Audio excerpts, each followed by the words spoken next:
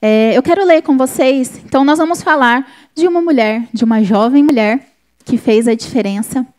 A Tati já falou de Esther, falou da relevância, e nós vamos falar de uma outra mulher que foi muito relevante. Eu quero ler Lucas 1. Sá, por favor. Do 26 ao 38, é um pouco grande, mas é importante a gente ler tudo. Lucas 1, do 26 ao 38. No 6º mês, Deus enviou o anjo Gabriel a Nazaré, cidade da Galileia, a uma virgem prometida em casamento a certo homem chamado José, descendente de Davi. O nome da virgem era Maria. Então já sabemos de quem nós vamos falar. Vamos falar de Maria. O anjo, aproximando-se dela, disse: Alegre-se, agraciada, bem-aventurada, o Senhor está com você. Maria ficou perturbada com essas palavras, pensando no que poderia significar essa saudação. Mas o anjo lhe disse: Não tenha medo, Maria, você foi agraciada por Deus.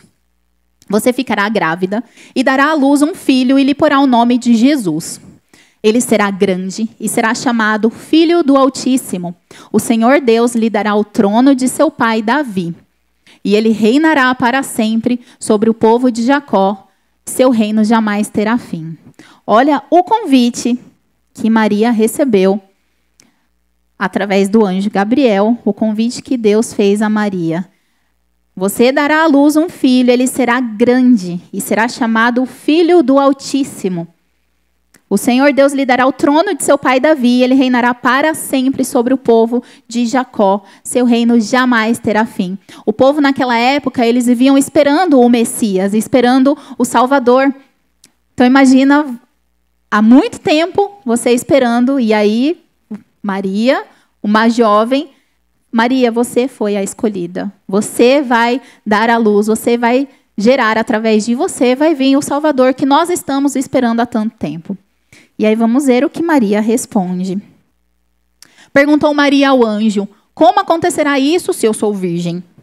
O anjo respondeu: O Espírito Santo virá sobre você, e o poder do Altíssimo a cobrirá com a sua sombra. Assim, aquele que há de nascer será chamado Santo, Filho de Deus. Também Isabel, sua parenta, terá um filho na velhice. Aquela que diziam ser estéril já está em seu 6º mês de gestação. Pois nada é impossível para Deus. Mais um. E respondeu Maria: Essa parte é muito importante. É disso que a gente vai falar essa noite. Respondeu Maria: Sou serva do Senhor. Que aconteça comigo conforme a tua palavra. Então o anjo a deixou. Eu coloquei um tema na mensagem, o que vem depois do sim. Então aqui a gente viu que Maria recebeu um chamado de Deus, um convite, e ela aceitou esse convite. Ela falou que aconteça comigo o que o Senhor determinou, o que o Senhor deseja. Porém, teve consequências esse sim de Maria. Teve consequências boas, teve consequências talvez não tão boas. Então a gente vai falar o primeiro ponto: há consequências no sim. A primeira consequência que Maria, o risco aí que ela correu, ela poderia perder o casamento dela, porque ali fala que ela era prometida. Eu vou falar bastante versículos, mas não precisa abrir para a gente ganhar tempo, tá? Eu vou lendo aqui. Maria estava prometida a José. Imagina, você está prometida, você está noiva, e você engravida e não é do seu noivo, e não é do seu marido. Não podemos, né? Imagina só, ainda mais naquela época.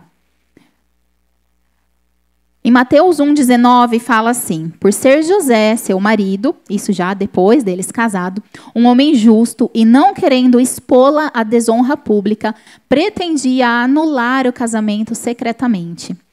Maria correu esse risco quando ela disse o sim para Deus. Ela poderia ter perdido o casamento dela, o prometido dela. Uma segunda dificuldade, imagina o escândalo que não foi na sociedade. Uma virgem que não era casada, aparecer grávida. Em Lucas 2,5 fala, ele foi, isso José, foi a fim de alistar-se com Maria, que lhe estava prometida em casamento e esperava um filho. Eles não tinham se casado ainda.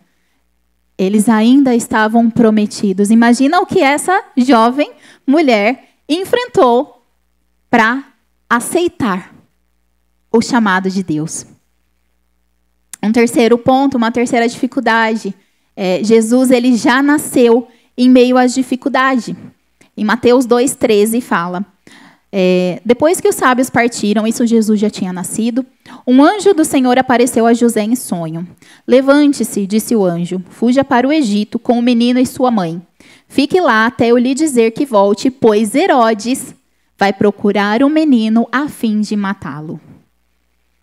A vida da Maria estava muito boa, né, gente? Ela estava prometida em casamento e aí ela disse sim e revirou tudo a vida dela.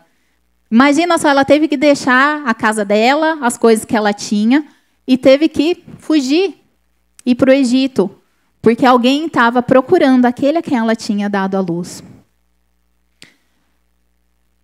Talvez uma outra dificuldade que Maria teve. Gente, vocês já imaginam educar Jesus? Educar, quem aqui é pai e mãe sabe o que é educar uma criança. Não é fácil. E eu não imagino que, porque Jesus era o Salvador, o Filho de Deus, que tenha sido mais fácil. A gente vê aquela passagem, eu não vou ler porque é grande, mas que eles subiram a Jerusalém quando eles estavam voltando, cadê Jesus? Com 12 anos. Jesus não voltou. E aí, quando eles encontram, né? Mas, filho, por que você nos fez isso? Nós estávamos aflitos. E ele fala, mas por que vocês estavam me procurando? Isso com 12 anos. Eu estava na casa do meu pai. Aqui em Lucas 2 fala, então foi com eles para Nazaré e era-lhes obediente. Jesus era um filho obediente. Com certeza Maria ralou ali para que Jesus fosse um filho obediente. Nem sempre o sim que a gente dá ao chamado de Deus vai trazer conforto para a nossa vida.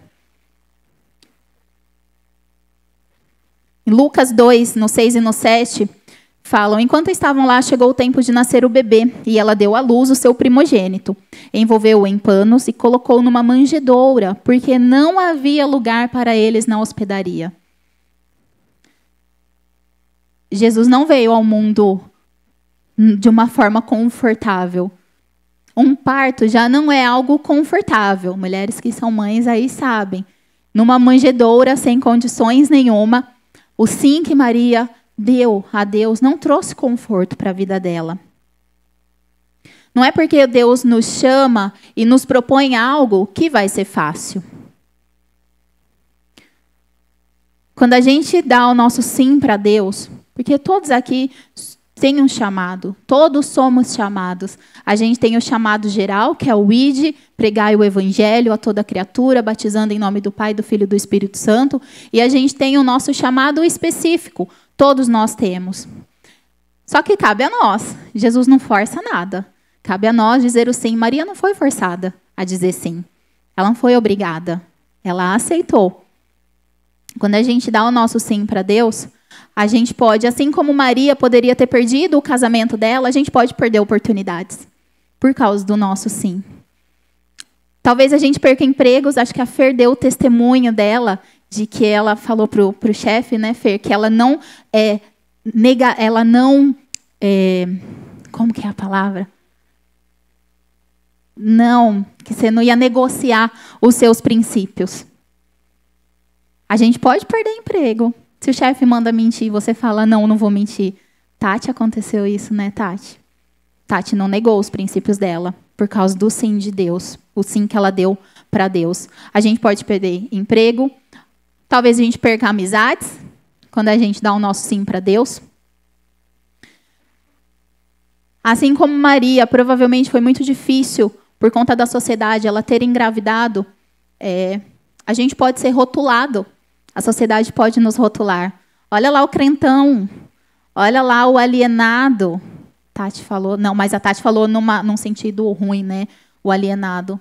Olha lá o fanático. Eu ouvi muito isso. Ouço, inclusive, do meu pai. Fanática. A gente pode ser rotulado. Herodes quis matar Jesus. Pode ser que pessoas tentem matar o propósito que Deus colocou na nossa vida. Aquilo pelo qual a gente respondeu sim. Pode ser que tenha pessoas querendo barrar. E, às vezes, pode ser nós mesmos. Aquela voz aqui dentro, sabe? De eu não sou capaz, eu não posso, mas porque a gente dá o nosso sim. Mas a gente tenta recuar o tempo inteiro, porque a gente não se acha competente o suficiente, a gente não se acha bom o suficiente para fazer determinada coisa. Assim como Maria educou Jesus, a gente vai ter que se educar para estar sensível à voz de Deus. Ao longo do caminho, a gente vai precisar depender de Deus o tempo todo. A gente vai precisar estar sensível, então a gente precisa se educar para escutar a voz de Jesus ao longo do caminho. Tá bom, então é difícil desse jeito. Então para que eu vou dar meu sim para Deus? É melhor ficar no meu canto, né? É melhor ficar aqui, poxa, vai ter esse monte de coisa. Por que eu vou dizer sim? Agora a gente vai falar da consequência do sim. Vamos voltar em Maria. Em 1 Timóteo, no 1,15, Paulo fala assim: esta afirmação é fiel e digna de toda aceitação. Cristo Jesus veio ao mundo para salvar os pecadores, dos quais eu sou o pior. E em João 1,12, contudo, aos que o receberam, aos que creram em seu nome, nome de Jesus, deu-lhes o direito de se tornarem filhos de Deus. Essa é a consequência do sim de Maria. Por causa dela, por causa do sim dela, Jesus veio ao mundo. E por causa disso, hoje nós estamos aqui. Hoje nós somos filhos de Deus. Hoje nós somos perdoados dos nossos pecados. Porque uma jovem mulher, um dia, resolveu dizer sim, independente do que ia acontecer. Ela resolveu dizer sim. Quando a gente diz sim a Jesus, a gente carrega em nós a salvação. A gente carrega a oportunidade de levar uma multidão para o céu junto com a gente. Amém?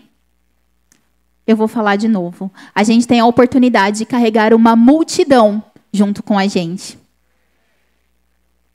O evangelho, ele não é egoísta. O evangelho não é só para mim. Para eu vir aqui, eu me alimentar. A gente ouve muito isso, né? E eu engordar, e eu não dividir, eu não repartir com ninguém. O evangelho é para todos. Todos vão ser alcançados se cada um de nós entender e dizer o nosso sim para Jesus. A paz que eu carrego dentro de mim, eu posso repartir com outras pessoas. O mundo anda cada vez mais difíceis as coisas, né? E é esperado. A Bíblia fala que seria cada vez mais difícil. E, às vezes, uma palavra que a gente dá para as pessoas já traz a paz. Eu gosto muito de falar da paz que excede todo entendimento. Está um caos a situação, mas você está em paz. E é só Jesus que pode fazer isso. Não é garantia que a gente não vai ter a dificuldade, pelo contrário. Mas é só Jesus que traz essa paz. E a gente carrega isso. Tem tanta gente por aí aflita, que uma palavra nossa de Jesus, a gente apresentar o Salvador para elas, já vai mudar o cenário da vida dessa pessoa. É isso que a gente carrega. Da mesma forma que o sim de Maria trouxe salvação para o mundo, o nosso sim para Jesus vai trazer a salvação para as outras pessoas, vai trazer a paz. E aí a gente toca num ponto importante. Não é Maria que traz a salvação. É através do sim dela que Jesus veio ao mundo e trouxe a salvação. Foi através da resposta dela ao chamado. Então, nunca vai ser sobre nós. Nunca é sobre nós. Ou sobre o que a gente pode fazer. É sobre o que Jesus pode fazer através do meu coração disposto. Talvez, se Maria tivesse dito não, talvez não aconteceria nada com ela. Eu tenho para mim, eu imagino, que Deus ia procurar outro coração disposto. Ele não ia cancelar, anular todo o plano de salvação, porque Maria não aceitou. Mas ela disse sim. E até hoje a gente fala dela. Foi através dela que veio a salvação. eu não quero ficar de fora do que Deus tem para fazer. Eu não quero ficar de fora. Vocês querem ficar de fora?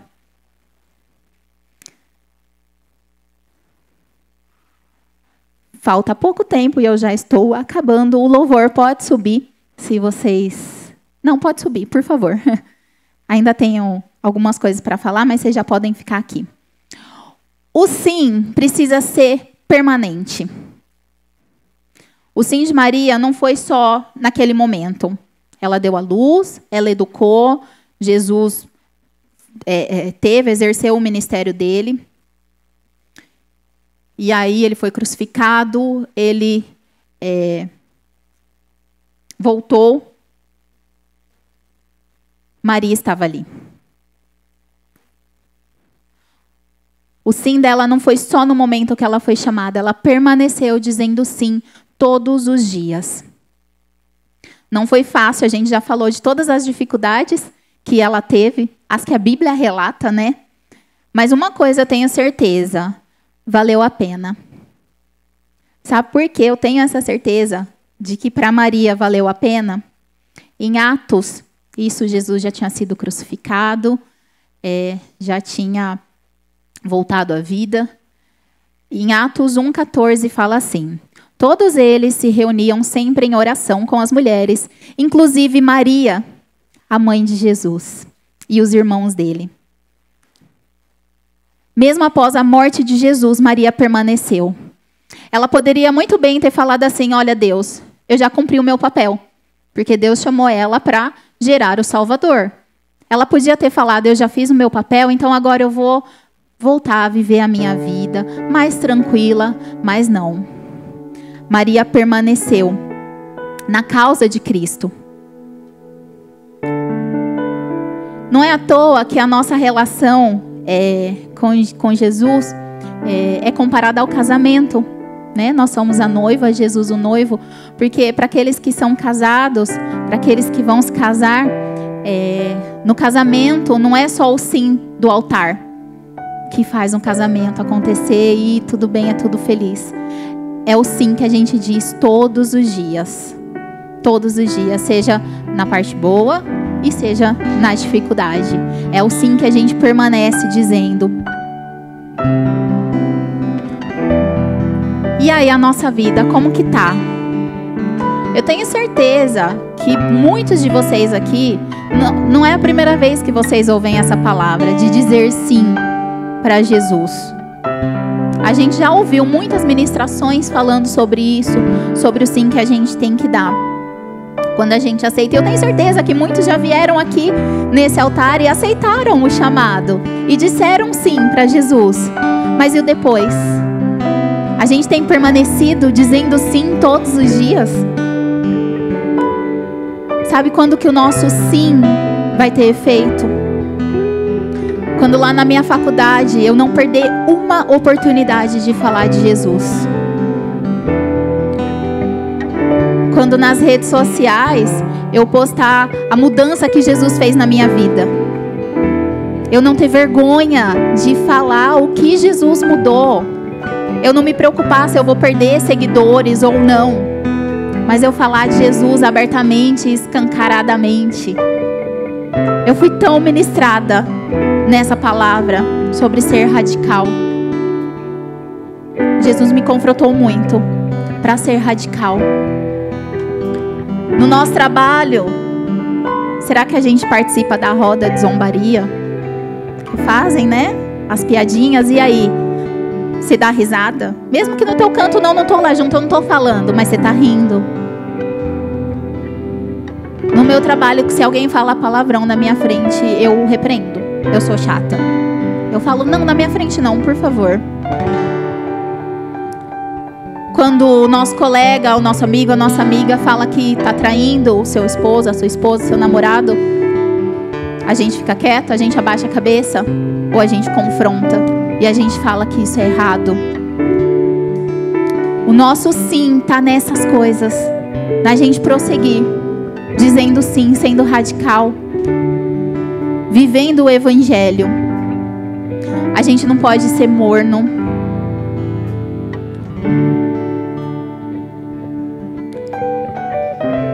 A gente fala muito sobre o evangelismo de massa, né? A gente quer muito e a gente precisa muito ir para fora e falar de Jesus para todos. E a gente se prepara para isso. Quando a gente faz esses movimentos, nós vamos fazer esses movimentos. E quando a gente faz, a gente se prepara, a gente ora, a gente jejua. Mas e o nosso evangelismo pessoal? Que é com o meu amigo, que é com o meu colega de trabalho. Eu me preparo para esse evangelismo pessoal? Eu oro, eu jejuo, eu busco na palavra. Nós somos o canal para os ímpios conhecerem a salvação. É através do nosso sim que os ímpios conhecerão a Jesus, que eles conhecerão a salvação. A gente tem inúmeras ferramentas, a gente tem ensinamentos. Todos os cultos aqui nós somos ensinados, cada dia mais um pouquinho. Mas e aí, quando as pessoas olham para a nossa vida, elas estão vendo salvação ou elas estão vendo destruição? O que a gente tem passado para as pessoas? A gente tem levado pessoas para o céu, a gente tem levado pessoas para o inferno. É muito forte isso, mas esse é o nosso papel, de levar pessoas para o céu, através do sim que a gente vai dizendo todos os dias. No acampamento, o pastor Everton falou 3 frases que me marcaram muito. Os normais obedecem, os que se destacam sacrificam. A Tati falou sobre não ser mediano, sobre a gente ser relevante. A gente precisa sacrificar. Obedecer, a gente precisa, é um dever obedecer. Mas a gente só vai alcançar o algo mais se a gente sacrificar. Ele falou que o adorador, ele não nega somente o que é proibido, ele renuncia o que é permitido. Isso para mim fez assim, eu vinha me questionando muito no acampamento sobre, Deus, será que eu estou sendo muito radical? E aqui, quando ele falou isso, que a gente renuncia o permitido. Não é porque beber é permitido que eu vou sair enchendo a cara. Não é porque na Bíblia não fala que não pode ir numa balada. Ah, então eu vou numa balada. Ele falou sobre música secular. Eu não vou nem comentar aqui. Quem anda mais perto de mim sabe a minha opinião sobre isso. Mas é sobre isso, é sobre ser radical. É sobre renunciar o que é permitido. Eu posso fazer sim, tudo me é lícito, mas nem tudo convém a quem disse sim a Jesus. Nem tudo convém. Uma outra coisa que ele falou, o evangelho sonso não serve, o evangelho morno. Isso aqui me pegou muito. O evangelho tem que ser radical. Tá na hora da gente ser radical. Da gente não ter vergonha. Por muitas vezes eu falava assim, ah não, mas vem da minha vida, eles vão, né? Vão se achegar a Cristo, sim. Com certeza as minhas atitudes, se eu tiver atitudes erradas, eu só vou afastar. Mas eu tenho que falar. Eu não posso ter vergonha. Ai, mas vão achar que eu sou chata, que eu sou fanática. E daí, que eu alcançar, eu estou cumprindo com o meu papel.